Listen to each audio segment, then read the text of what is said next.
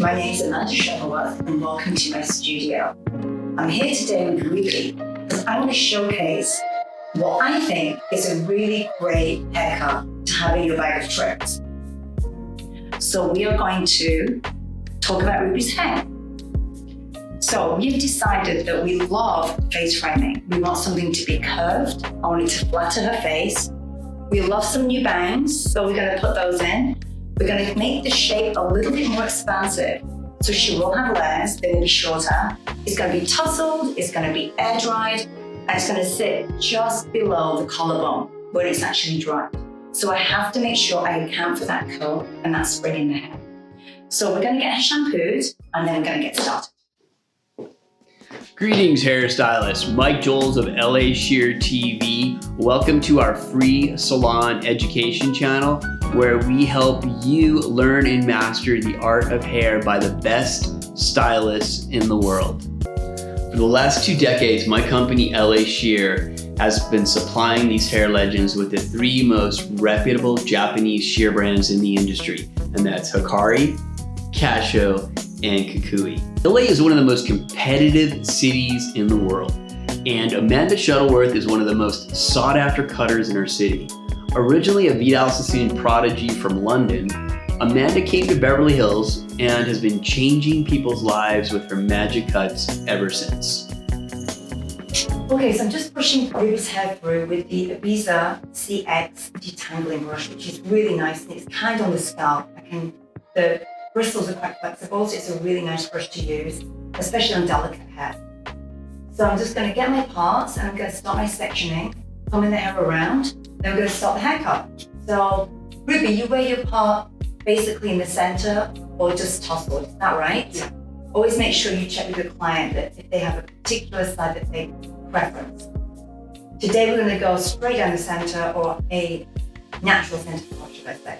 And I'm going to get my section started and then we'll start with the haircut. Okay, so you'll notice here that I've taken a really big section. The reason for that is I'm going to do a lot of perfecting of the haircut later. So I want to get my rough shape in. She also has a pretty high hairline. So if I took a really small section, the section would not be that deep. So I'm taking a nice big section just to get that rough shape in, cleaning my sections up a little bit. And remember, I'm aiming for below the collarbone. I've got a line for my shrinkage. So I'm going to start about here. So when I say rough shape, I'm really talking about getting rid of what I don't want, so I can see what I do want to keep. So this is kind of just establishing a baseline for me to look at. And I'm traveling around the head using consistent tension, just running the corners up slightly. Now, Mike is here with me, who actually has sold me these scissors, and these are beautiful. They're just shy of 6 inches, so they give me a nice long span, which I really like. And these scissors are by Kikui. Super smooth. The hair just cuts really clean. There's no moving of the hair, which is really important when you're looking for a good scissor. So I'm just using, again, light tension, and the line is really clean.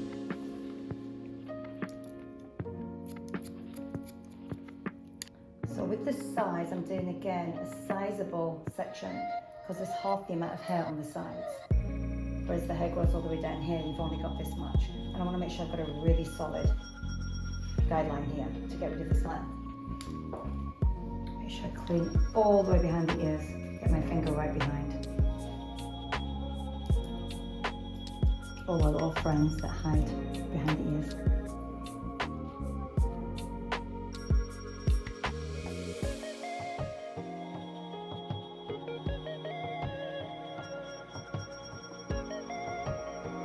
Okay, so you can see here, I've taken my sections, again, deep enough that I can get hair over the temples, which notoriously is the finest part of the hair on the front. So think about looking for a fringe. You've got your 2 pupils, so you want to make sure that you cut this area here where you can see in between here. So I'm going to cut this on a slight arch and then curve around to create a really pretty face framing. I'm going to use, again, a nice bit of tension, I'm using my red comb on the lighter side, not really too heavy. So I'm going to start in the middle and give myself a guideline. Remember, it's going to shrink. So I don't want to give a frightening back. I want to give a pretty back. So I'm going to cut, my fingers are just on the curve of my nose.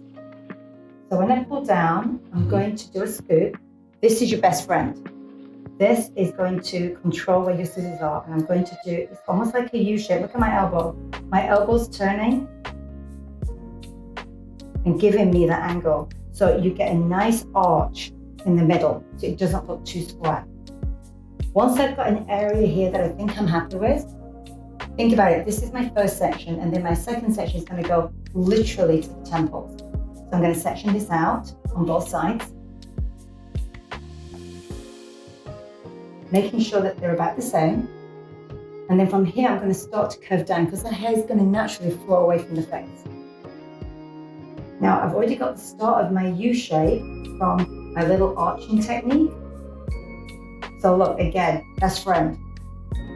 Scissors go down. So I'm starting the curve.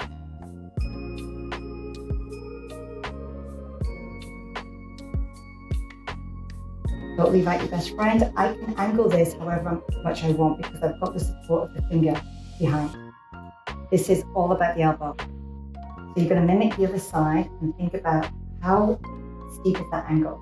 So I'm going to come through. I'm going to cut up to the shape. Come through. My finger. Up to the shape.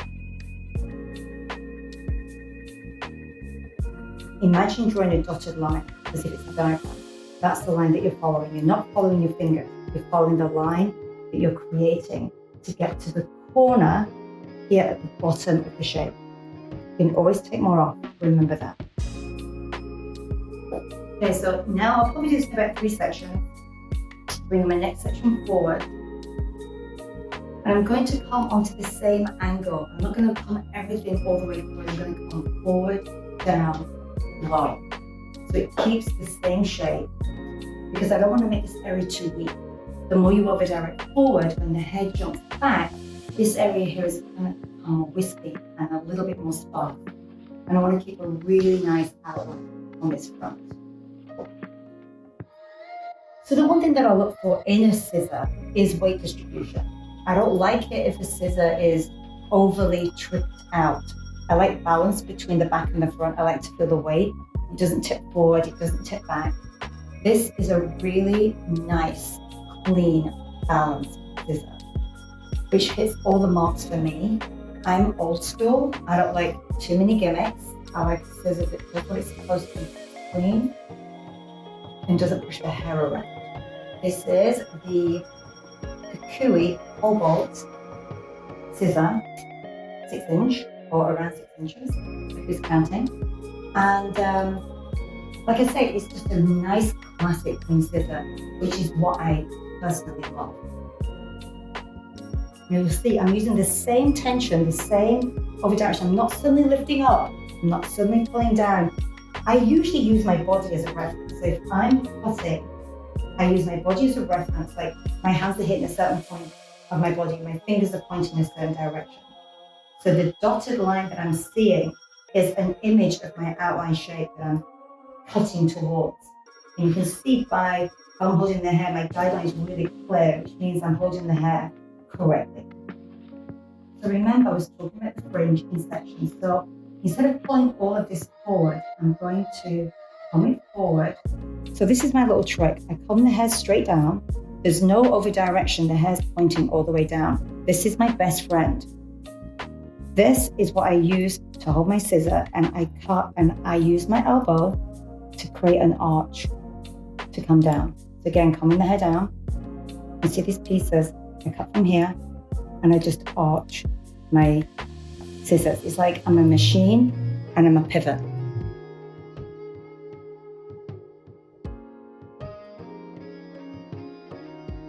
You can see here that I'm starting to let the hair dry a little bit because I want to see just how much it shrinks and just to see how much the weight of the curl is weighing down.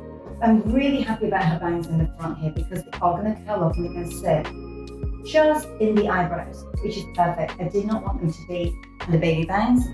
So now I'm going to start layering through the inside of the shape. I've done my outline, and now I'm going to start working on the interior. Now, because I've pulled a lot of this forward, I'm only going to have a little bit of hair to cut off with. I'm going to make sure here that the hair's straight up, and I want to make sure that I'm never going to cut my outline off. So if you're doing shorter layers, you always want to use the outline to make sure that it drops away. That gives me an idea of how short I can actually go with those layers. And then I go a little bit heavy towards the back.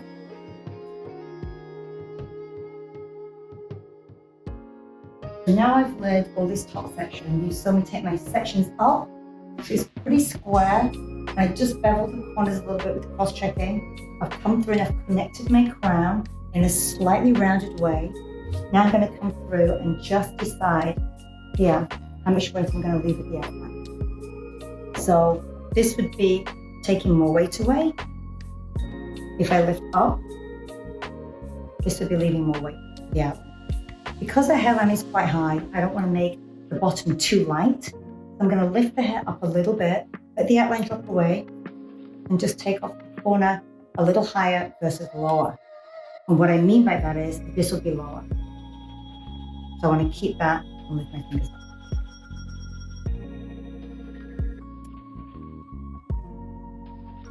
Okay, so you'll notice that I have not sprayed the hair down. I've started to let the hair dry naturally. I'm going to bring my new best friends. This is the Kikui Shark. These are probably my favorite texturizing scissors I've ever used. With the screw facing you take out less hair. With the backside facing you take out more hair. So I'm going to start with the more gentle side. I'm not going to close the blade completely. I'm going to etch out. And all I'm doing is going through and softening the shape. So I'm not taking really technical sections. I'm literally going to put my scissors in and gently pull through and soften the shape. Because I don't want the weight to be gone, but I want the edge to be just a little softer. So it's more like a very gentle easing. Again, my fingers out. You'll be sick of hearing me say that by the end of this video. It's a very important tip to have. Finger out, support the hair. Gentle, gentle, gentle. No dragging, not necessarily. Just a very soft open and close. Open and close. Open and close. I'm not closing the blades at this point at all. I'm etching, etching, etching through. So I'm doing, it's a heavy shape with a soft edge versus a very soft shape. I'm through and I'm just gently etching, not closing the blades. The most important thing about a texturizing scissor is that you keep it sharp. If they're not sharp, it will make the hair frayed and look split. So make sure you use a professional sharpening company. So personally for me, when I sharpen my scissors, I like to send my scissors out to Casio because they're really professional, they're fast, and they know what they're doing with their scissors. So I'm going to pull the hair out. Now, what I like to do is keep that line, but I'm just softening. It's like a flick with your wrist. You soften, you just gently etching. This is for more soft. I can be more aggressive, but on Ruby, her hair is just a little bit damp. I tend to texturize more on dry hair because I can actually see and don't take as much hair out. When the hair's really wet, you tend to take out more hair. So that's a good thing to know. The wetter the hair, you tend to be more aggressive with the texturizing. So this is what I would call a technical yet soft shape. I've put in a really great technical foundation, and all I'm doing now is softening all those edges. If you think about wavy hair, if the ends are just super blunt, the ends are going to fall down extremely heavy. If you imagine if the ends are soft, it's more kind of like a little bit of a softer line falling. So I like to put my technical shape in first and then go through and soften the shape so it really does encourage those curls to fall a little softer and prettier. If I wanted to point cut, I could do that. And I could even go deeper in the hair with this. But like I say, I want it to be full, voluptuous, with softer ends of the curl, not to have a super thin shape. So again, it's using your tool in the way you want to.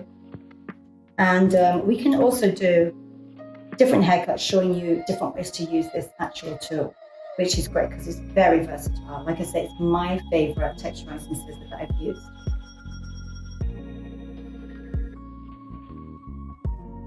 So now I'm ready to spray down and just to softly diffuse Ruby's hair. So what I'm looking at is, look, the hair now I know is the perfect length. It's bounced up just to her eyebrows, which is where I wanted it. If she was to wear her hair in the face, these sides would be too long, but they're designed to go back, but not be too short, so it looks kind of frightening. It's just to give us some face framing and softness, so it really does have a little bit of expansion, but the layers are still long enough so she's not going to be expanded up here. It's a little bit lower, and then it's going to taper in towards the bottom, which I think is looking really good. It's the same, on the fringe, I'm using it in the same way. I'm just lifting the hair a little higher so I don't go too crazy. I'm kind of almost graduating out with the texturizing by just pushing the hair away. And again, it's more visual.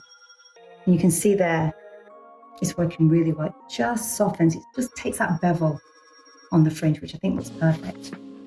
So the next day when you wake up, Ruby, you can fill up your water bottle, half with detangler, half with water, give it a shake, give yourself a mist, reactivate the product in the curls, and you're good to go. I'm a big fan of cocktailing. This is actually my really dear friend Jules Chan's bounce cream. It can be a little firm, so you just want to put a dab, and I like to mix it with oil. So it doesn't make the curl cream too grippy, it makes the curl cream a little bit more soft. So a little bit of that and a little bit of oil. Mush them together. And just literally kind of flick it through the hair. Okay, so I'm going to use the Elchim Run hairdryer. Super lightweight, so if you're using a dryer all day, it's really great for your shoulders, your arms. And I've attached the YS Spark diffuser, which I love. So I'm going to just start to air dry your hair as naturally as possible.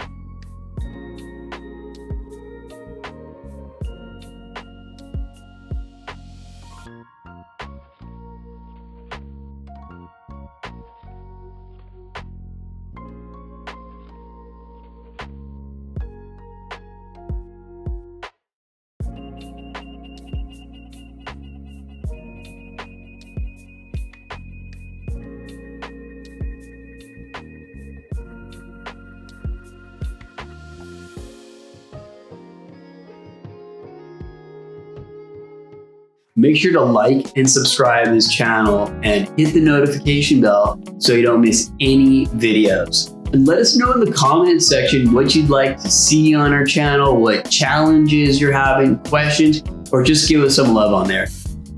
Check out these other videos with Amanda Shuttleworth. Follow Amanda on Instagram. If you're interested in hiring Amanda for education, shadowing, or contacting her, message there. All the amazing tools used on this video are available at lashear.com. The absolute best way to support this channel and continue free education is to purchase your tools through us at lashear.com. Links for everything are in the description. Thanks so much for watching. We love you all.